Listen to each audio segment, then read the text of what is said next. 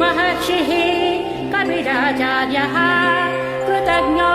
मेदिनीपतिः त्रिपदस्त्रिदशाध्यक्षो महाशृङ्गः कृतान्तकृत् महावराहो गोविन्दः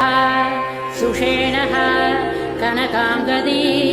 गुह्यो गभीरो गहनो गुप्तश्चक्रगदाधरः वेदाः स्वाङ्गोदितः कृष्णो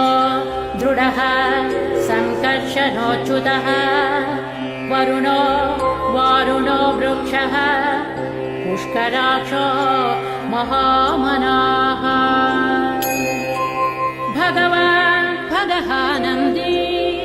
वनवाली हरायुधः आदित्यो ज्योतिरादित्यः सहिष्णुः गतिसत्तमः